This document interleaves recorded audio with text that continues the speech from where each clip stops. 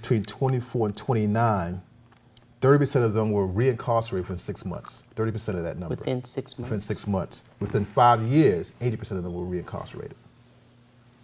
Those are astounding numbers.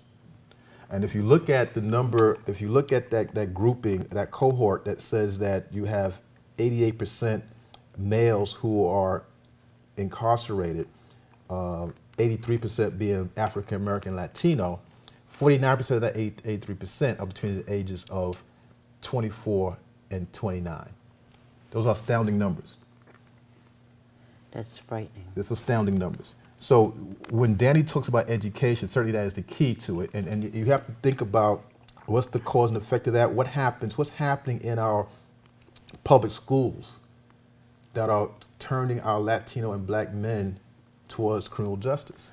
Well, the police are in the schools. I mean, the police are in the schools now. Like, I think when we were growing up, we never saw a police person in the school. But now, I mean, there's one school, Erasmus Hall, they go into the school and they have, it's almost like they're going into an airport. They're not evaluating our kids properly.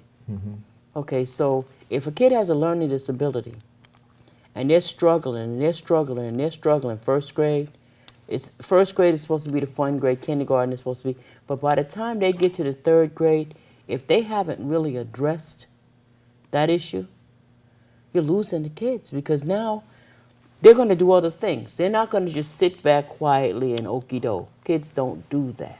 Well, so you're losing them there because they're not learning. And the system is not set up to work with the kids properly. Okay, and I work with the people who aged out of high school, but who could barely, was almost illiterate. And some of them were learning disabled. They had learning disabilities. And I have difficulty with people who have learning disabilities and live in the Bronx. Right. Because we have the only center for the treatment of learning disabilities in the city. And it's in the Bronx. And these kids were not referred there, where they have 5 students to 1 person, and they actually sit down with that kid and figure out exactly how they learn, because they are not developmentally disabled, they learn differently. So they shouldn't really be calling it disabilities. They should be different. They learn differently. They learn more. Some of them learn more from sight, from touching, or from some, just saying it doesn't mean anything. I had a client who, she went to school in Harlem first, then she moved to the Bronx. She moved to the Bronx, Co-op City, and she had a learning disability to begin with. In Harlem, they printed everything. Everything was printed. She was in the 1st grade and she was still printing. She comes to Co-op City and they're writing everything in script. And she's going on, what is that? Okay, and she fell further and further and further and further. There was no way she was going to graduate. Well, see, this is why I'm currently the chairman of the board of a charter school in Rockland County, and this is where I see the value in charter schools, because you begin to identify particular learning styles and learning abilities of individuals. Unfortunately, what happens in public schools sometimes, it's not taken into account the holistic issue of a child, the parent, the community, environment that a child's coming from. I give you an example. A child who comes from the projects, whose survival means I have to act and behave a certain way to survive. You know, that means I have to take on this demeanor. Now, how do I transpose that demeanor to the classroom? Well, I can't. As a child, I can't do that. So now I'm classified as what? Special ed or disruptive or learning disabled, or I'm classified as hyperactive.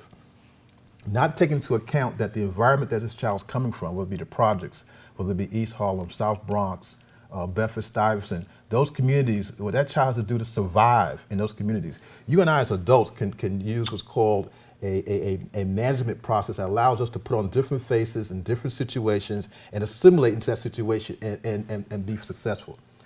You're asking children to do that, and they can't do that. They have to be taught how to do that, because We did it. We did it. I'm from Bed-Stuy. All right. And when I went into Crown Heights, when we moved from Bed-Stuy to Crown Heights, I became stupid. Even though I could read and write when I was before I even started school, I could read, write, I could do fractions, I could do decimals, I could do it all. But by the time I moved from PS 42 on Clawson Avenue in Brooklyn to PS 91 on Albany Avenue in Crown Heights, I was 2 grades behind. I was, I couldn't understand how I got stupid. And it was the education system. And I was in 5-1 when I was in Bed-Stuy. When I moved to Crown Heights, they put me in 6-2. I thought I was going to die because I was stupid. But you're talking about teachers understanding the students, how it works both ways. And if I'm a teacher who's not familiar with your background, your culture, your understanding, I'm not going to understand how you're behaving, how you're reacting. I'm not going to understand that. It's going to be a square peg in a round hole. So I'm going to now say to you, you're learning disabled, or I'm going to say, you're hyperactive, or you need to go in special ed. So when they have these parent-teacher conferences, I kind of noticed that they don't bring in technology. Well, I think, again, going back to public schools, those parent-teacher conferences are more about bake sales, cookie sales, or those kind of things. I think in charter schools, it's more substantive. The parents who are English language learners are getting information on immigration. They're getting information on how to vote. They're getting some real life issues to help them. They're getting mentors, not only to their family, but to the children. I think that makes a big difference. So how do we translate that into the public schools? Because, I mean, the majority of the kids are not in the charter schools. They're in the public schools, and we can't wait any longer. We can't wait for it to happen. We need to make it happen, and we need to make it happen yesterday. And I can answer your question. The Edmund and Susan Gordon Charter School, which I'm the chairman of the board of, one of the things that we're going to do is the charter school is actually a laboratory. It's actually a place where you can look at things and design them to transpose them into the public schools. So the successes that you have, the successes you do and make in those charter schools are supposed to ideally go to that public school district, so that public school district can utilize those success stories, those best practice models, those evidence-based things that work. And so when you talk about a charter school that has a small number of children, that's so you can use those experimental things to see what works, to see how you can connect mentors with those students. Because if Grant Valentine is going back to Johnson Projects and I've got my books in my hand, I'll become a target to those predators in that community. But if Grant Valentine's working in a community with Danny Gonzalez as my mentor, then they're not going to mess with me because they know Danny Gonzalez is not going to let anything happen to me. So I feel very secure about doing my science, about doing my math, and doing the things that are necessary. Because I know Danny Gonzalez got my back. And I know Danny Gonzalez knows me. So you want to have a mentor for that family. You want to have a mentor to that family. Also, if it's a family that's a bilingual family, you want to have someone who can relate them and talk to them in their language, in their culture, can identify with them what you need to do to transition, to make those kind of movements. Public schools don't have that. They don't have the time. They don't have the numbers to do that. And so that's why you can do these things in a charter school to help these families, because you can't just deal with the child by himself. You have to deal with the holistic, not only the child, but the family, the environment. All of that encompasses the child. I grew up in the projects, in Johnson Projects. And so growing up in Johnson Projects in East Harlem, there were people there that helped me get through this process. I tell people all the time, I'm not here because I'm the best and the brightest. There's people who I stood on my shoulders who lifted me up when I fell and helped me get to where I am. When I went back to law school in 2005, it was people who said, Grant, you got to go. And that's what I did. But it's people, you need people helping people. That's what it's about. We all have a story to tell. But when we tell that story, it's so that other people can learn from that story and can repair their lives and move forward. And that's what we got to do with our public school system. And that's what we're doing in Rockland County. I think there's some charter schools here in New York City that are moving forward. And we want to be progressive with that. We want to share those success stories. We want to share what works with the public school, with the general public, so that they can help move these children away from the criminal justice system into being success stories. That's what we want to do. So the question remains at this point is, how do we get our kids who are between the ages of 13 to 20, keep them out of the criminal justice system? Because that seems to be the number that keeps popping Because in by and the out. time they're 8, 7, 8, they've given up. Then this is just 8 to 14 is just wasteland time, and there's nothing in place to rein them in, to help them out. I do a little bit of that with my bowling program, because bowling is just the hook. It's an intergenerational program, and that wasn't by accident. That was, the youngest is 4, the oldest is 79, and they have the whole community at their disposal. So the senior citizens are imparting wisdom.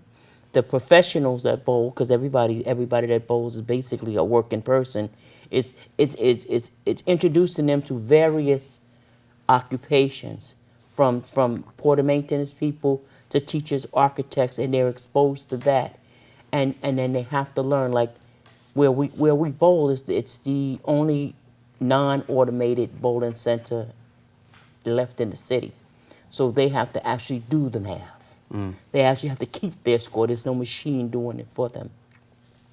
They have to actually learn angles. So we're teaching them without them knowing that they're teaching. They're being taught. They're being taught the skill of bowling, but they're really being taught life skills as well. It's mentoring. What you're talking about is actually It's mentoring. actually mentoring, Exactly. yeah. And I think that's one of the key pieces of what we have to do. I think so often we as professionals in communities of color, when we quote unquote made it, We forget. we move out. We move out and We forget. move out. I stayed. And well, some of us do stay. But others move out. We go to the suburbs. We got a nice house in the suburbs, our 2 cars, and we have our families, and we become isolated. People, you become a bedroom community. Well, it's the same thing with athletes and rappers and everything. They start in our community and then they leave, and these are the kids. The kids of the next generation behind them are looking for mentors, and they're gone. It's like Martin Luther King said, the urgency of now, and we have to understand that we can't wait for tomorrow. The urgency is now. We have to begin to impact these communities now. We have to begin to show our children that there's a way to move up. There's a ladder to success. Exactly. And not a ladder towards drugs, not a ladder towards crime or prostitution or any of these things, towards gangs. There's a ladder towards success, and that ladder towards success has to start with mentors like yourself, like Danny, like yourself, Which is being back in the community and showing them that, hey, you don't have to be a drug dealer to be successful. exactly. You don't have to put a ball in a hoop to be successful. You don't have to play football to be successful. You could be successful on Wall Street. You could be successful in corporate America. You could be successful being a teacher. You could be successful being a parole officer, a correctional officer. You could be successful doing these things. You don't have to do the negative things to be there. But they have to be exposed Absolutely. That's to correct. it. And that's why we have a 99.99999. We've had one kid, I've been coaching since 1988, and I've only had one kid drop out of high school, and I've only had one kid get arrested. See, that's And- where and that's we where reined these him back programs and in. mentors come in. Mentors. When you look at it, these kids have nobody out. That's why they attracted to gangs, and That's they right. start That's adopting correct. them as their family. That's right. And they That's start right. to look up to their leadership in that gang to help hold them down. To keep them out of problems And to protect them. To protect them. to hold them down, and keep them out of problems and everything. And we have to kind of like stop right there. There are people that came out of your community have done very well, and they need to match them up with these kids and show them Sure. there's another side to this. But where do you do that? Because, okay, there's no more after school. Okay, I've been actually driving around looking recently, and the elementary school in my neighborhood, where there used to be a schoolyard, there's another building. So there's no place for them to actively get off some of the energy that they have. There's very few places for them to be, and they can't be on the corner. Well, I can tell you, the Edward and Susan Gordon Charter School, they've identified like sororities, deltas, kappas, omegas, masons to be mentors.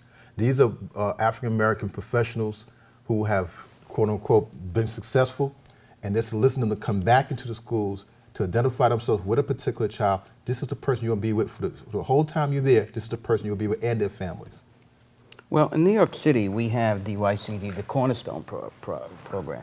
A lot of our nicer houses had community programs in their developments, but they were underutilized. And what they did is they turned them over to DYCD under Bloomberg, and hence DYCD, Division of Youth and Community Development, started to contract community-based organizations to run those after-school centers and run those beacon programs and other things that they were doing out there. Because I know Louis Osorio was the head of that. He was the first. He had the Patanzas houses, and he was running one of those cornerstone programs, and they eventually made him the head of it, and he reduplicated it throughout the city. But then all of a sudden they started to scale back, losing funding on it. And I mean, they're always the first sacrificial lamb of these programs before anything else in the large scale of things in city government that go first. Always youth programs and community-based organization funding. They always, I mean, my hat's off to this new Speaker of the City Council, Melissa Mark Riverito, and again, going back to Pascolas with that funding, and which is going to be unique in itself in pairing up sort of like corporate America with the CBOs, and developing curriculum where they know where they need those, they need that people assets to come in and train them for those jobs. Those jobs are right there waiting for them. All they got to do is be trained. It's the same thing with kids. Kids, when you have them in school, I mean, out of school, they have nothing to do, and they're looking for something to do. They want to do something. Yes, they do. They want to stay active. They want to stay out of trouble. But that's all that's around them. And if there's nobody there to guide them from this way to that, where their families are working or whatever the case may be, they may have issues at home or something like that, then all of a sudden those kids are going to get involved in other arenas. Which is why we trained our youth to be coaches, because there was no summer youth employment either. Mm-hmm. And it was like, okay, I have them from September to June. School is out and we're out. Everybody's gone at the same time. So I said, wait a minute. And I kept saying, well, apply for summer youth employment. You'll get a job, and then you'll be fine for the summer, and then I'll see you in September. And I realized that none of them were getting the job, so we paid for their training. Mm-hmm. I took out pension loans. I was serious. My kids were not going to go to jail. And so now a different approach has the largest number of certified bronze level Olympic coaches in one program in the world. And they are coaching, and they're not coaching other children. They're coaching adults. Okay, so they have some place to be where I know that they're safe. They're getting paid, so I know they're not knocking anybody in their heads. And they're coming on Saturdays. They're coming back on Saturday mornings to work with the younger children to let them know. Hilda doesn't bowl, Kathy bowls. My Hilda Kathy Brody. My middle name is Kathy. Miss Kathy threatened us when we were younger, and I did. If you don't graduate from high school, I'm going to make your life a living hell.